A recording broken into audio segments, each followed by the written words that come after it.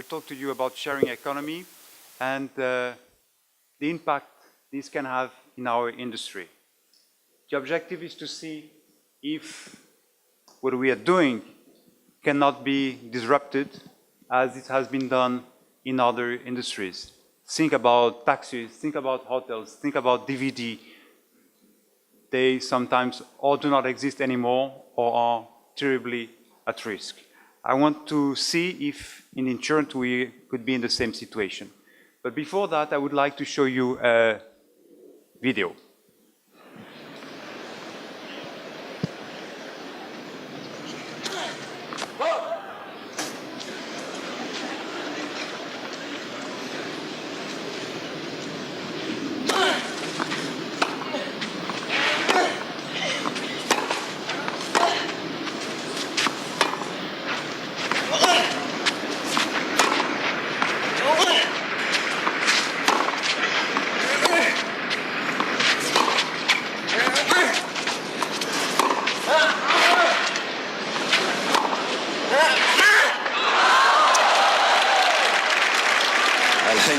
Débordé Michael, mais comment ne le serait-il pas, vu son état?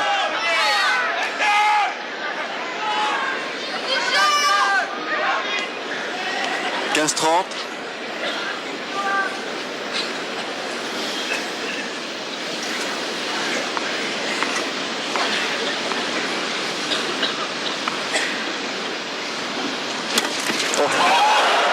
c'est la cuillère. Et il fait le point. Oh, extraordinaire. C'est un jour exceptionnel pour Michael Jordan. Les commerciaux s'en prend la tête à deux mains. Mais vraiment, il y a quoi. Oh là là.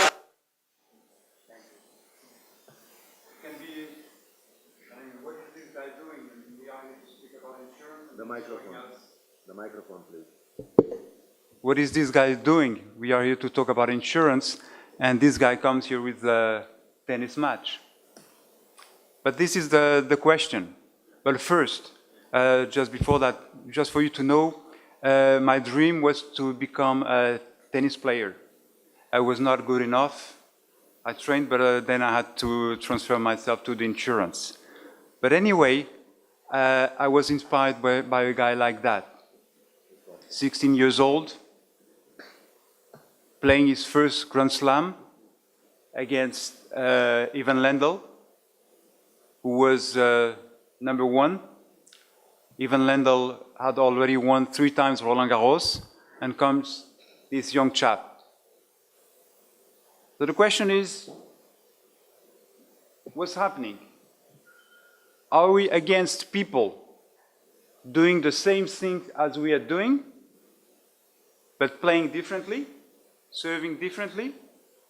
Or are we against people that are coming totally from other industries? And this is what I would like to discuss with you.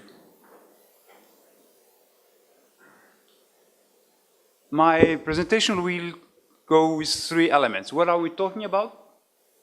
Where are we insurers, in this situation? And what can we do? What are we talking about? If we compare traditional to collaborative, they are visibly very simple differences. Traditional business, you need a lot of money, a lot of capital to start. Imagine a hotel. If you want to start a hotel, you need to build it, you need to respect rules, you need to fulfill a certain number of obligations. Now I have my flat, I want to rent it to someone, no rule, nothing to build, it's already there. Same for the taxis. Collaborative goes to other elements, goes to trust, to confidence, goes to the way we assess it. Traditional goes to processes, goes to rules, goes to supervision. So there are many evident differences. But are we talking about a new model? Are we talking about something so different? I mean, when I was 18, I was doing hitchhiking, and now it's called BlaBlaCar. When I was asking a book to my friend, or I could go do it, and it was not called special library. I could rent a car at Avis or rent a car. When I was renting a bike, it was not called bicycling. Airbnb was not existing, but I could rent flats. So they're not so disruptive as we think. What is just disruptive is the way they are doing it. And this is where we will go at the end. You will see that we could go and we could be closer to them. What is really different is that they have a huge platform and they base their way of working on trust, which is not our case. Which is strange, by the way, because how can we build our business if it's not on trust? What means insurance? Insurance is the promise that I will give you something if a bad event happens. This is what is insurance. I promise you that I will give it to you. So if there's no trust, there's no insurance. So what is the motivation? Why do those people go to the sharing economy, to the collaborative, to the peers-to-peers? What do we think when we ask people? 63% of the people say because it's cheaper. So you can say, okay, they go for money. But then if we add all the other reasons why they go for money, in fact, money is not the first reason. They go because they trust. They go because they like the experience. They go because it's more ecological. They go because they can do everything online. They go because they like the model. They find it original. This is why they go.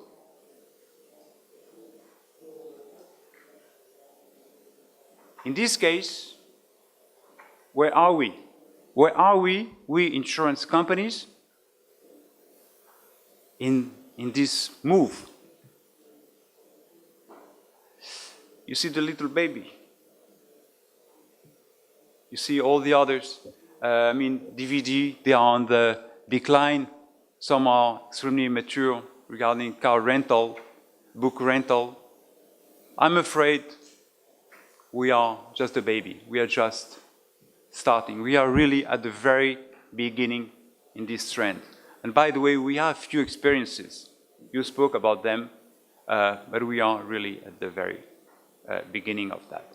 And when we look at the experiences in insurance, I would say we have 3 types of collaborative insurance in insurance.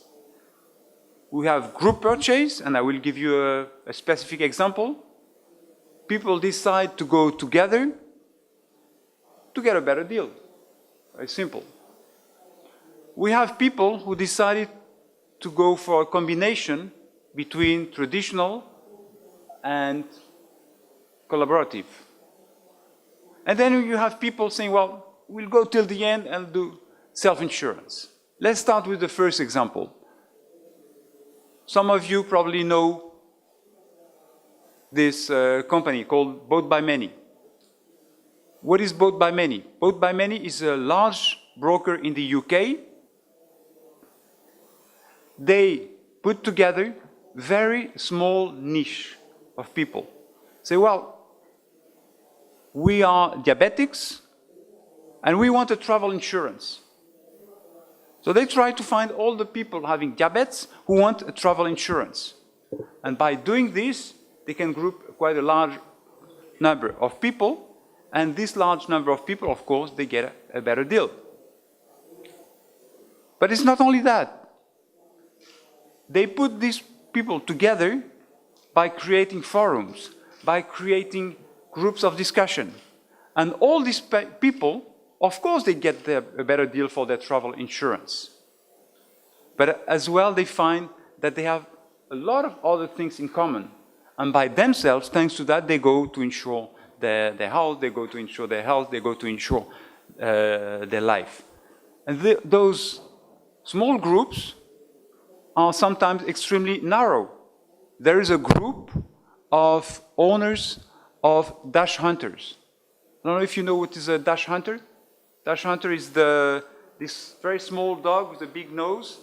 So the owners of dash hunters made a group. It's working much better like that. Okay, took me half an hour. So they make a group of people. I'm I'm troubled with this. Of owners of dash hunters, and just because they have dash hunters, they talk together, they know their specific needs, and they get an insurance. It works in a very simple way. If you are alone, you get a high premium and no coverage. If you are together, you get a lower premium and a better coverage. This is quite logical. And this is how it works. But let's go to another experience. Inspire. Inspire is a French company combining traditional insurance with collaborative insurance. How it works, and I will explain you super simple. You register to the platform, you invite your relatives to come with you, and each one covers the other. It reduces your premium. What are we talking about? Car insurance. Car insurance is quite expensive. So to get a better premium, the best is to have a self-retention. So you go to see your insurer and you say, well, I will stop to have 100% cover, and I will go for self-retention, a franchise. Then you get a lower premium. But if you have a claim, you need to pay your self-retention. So what you do, you go to Inspire and say, I have a self-retention of 150 euros. You invite all your relatives, and each one makes the promise of paying 5 euros, 10 euros, 50 euros, in case, with the limit of the self-retention, in case you have a claim. They don't pay anything. They just pay in case you have a claim. And here comes the danger.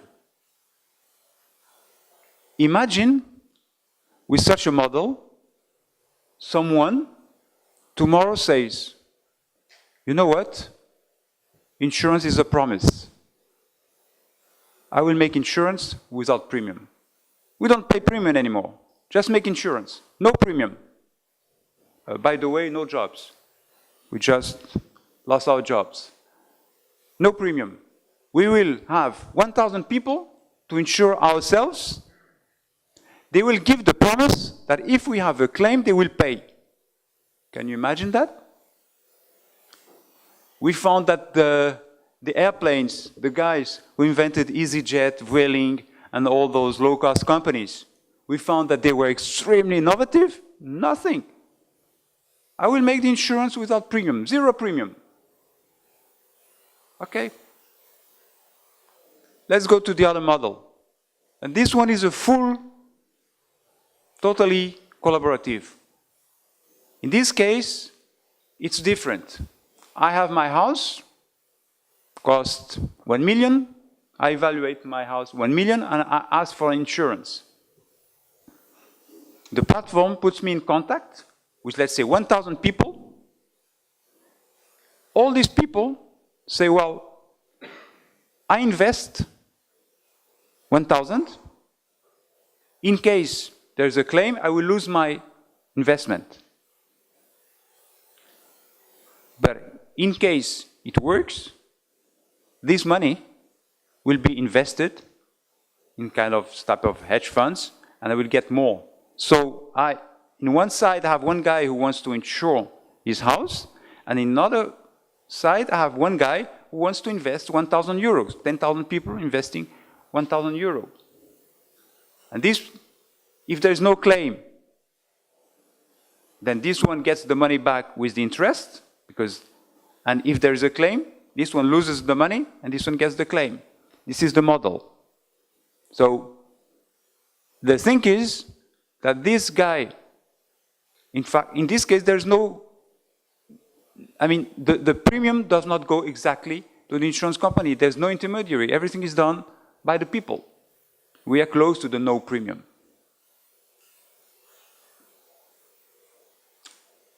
So now we can see, well, everything is lost. Those guys, they will take the whole cake. We cannot do anything. I don't think so. I think we can do something.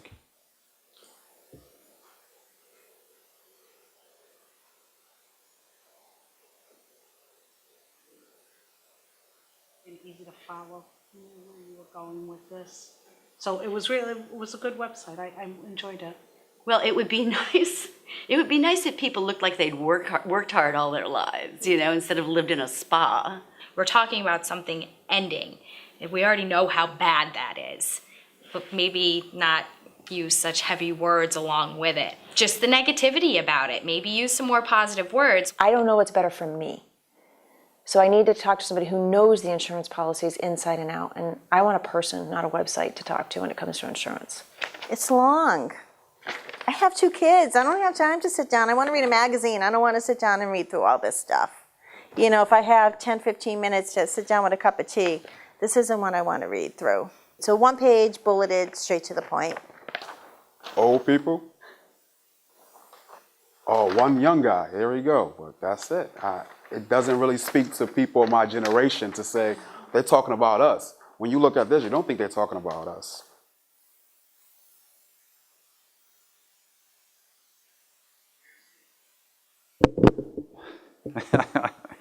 You see, there's a lot of things we probably can do. What we can see from this study, which was done, we asked thousands of people their opinion about insurance. And as you can see, I'm in insurance for a few years, and I always heard that we write in small letters, that our text is impossible. We progressed a lot, but Jesus, why we don't do it at the end? Why we are still with this type of contracts, with crazy letters, with I don't know how much text, nobody understands. Why that? Why we still going? I want a life insurance to protect myself. I have a crazy questionnaire about my health. And you can tell me, well, but it's mandatory. If I don't know who I'm insuring, it's too risky. Do you know that in France, health questionnaires do not exist anymore? There is no health insurance questionnaire in France. So it means it is possible. So the Secret Service did a good job. They know everything about everybody. It is true. We'll come back for sure to that. But I will show you examples where questionnaires are not so needed. And when we have questionnaire with crazy questions, we ask a doctor to call someone. Sometimes we make tests. We ask someone to make a piece in a cup, and then at the end what? So let's see about some differences between new economy and insurance, and let's see if we have examples of other practices than the one we know. This is the normal, I would say, usual process of insurance. So you see, it's based on processes, it's based on a lot of questions, it's based on a lot of people, a lot of intervention. Well, what are they doing? They are rating the people.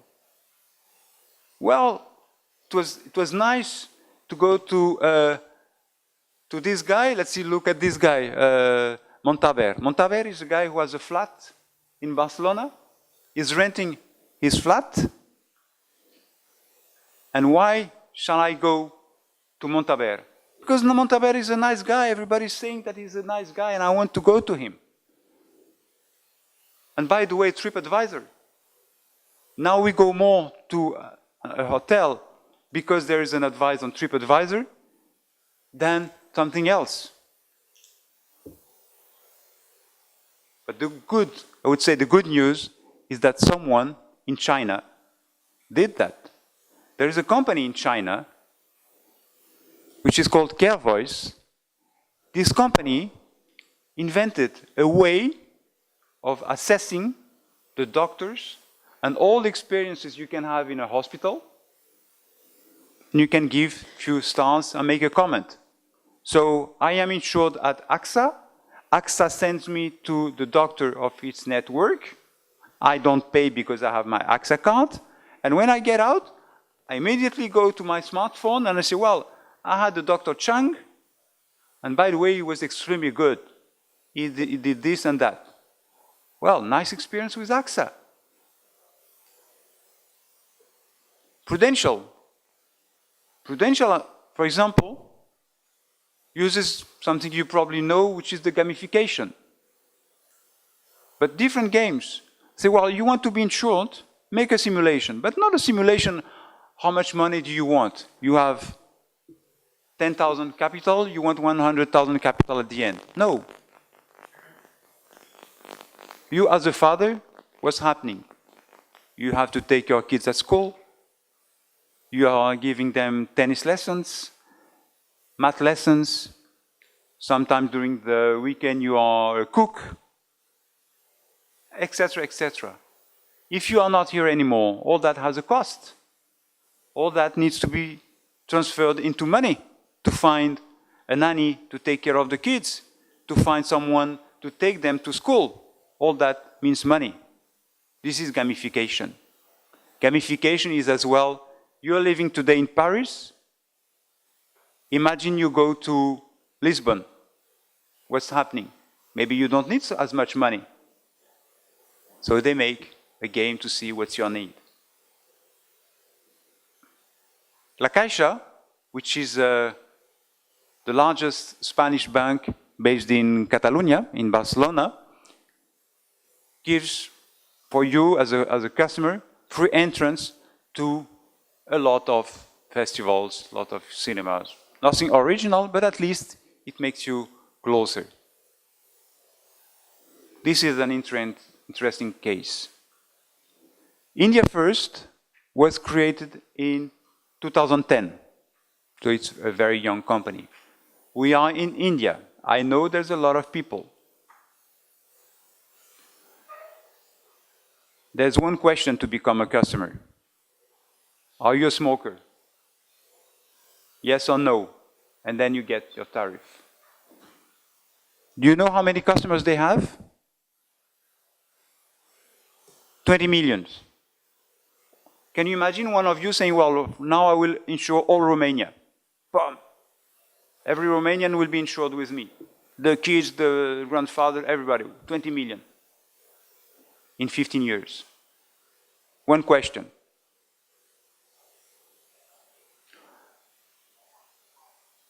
You can be surprised that I'm talking about banking insurance. But 25 years ago, I was working in France, and at that time, two companies were starting bank insurance business. One called Crédit Mutuel and the other one called Crédit Agricole. And I went to Spain. And there was a kind of conference like this one. And someone asked, well, you know that what's happening in France, they're starting about bank insurance. What do you think? And I remember very well Spanish people saying, well, you know what? This is an experiment. This will not work. Because insurance is really a specific job. You need to be a specialist in insurance. You need to be good. We have actuaries. We have good guys able to address and to assess the people. So we think bank will work, but probably for very niche people. In Spain today, bank insurance represents 75% of the business. In Portugal, 86%, and I'm sure here it will grow. Just to say that we need to be careful of the ones that are coming and could disrupt our business.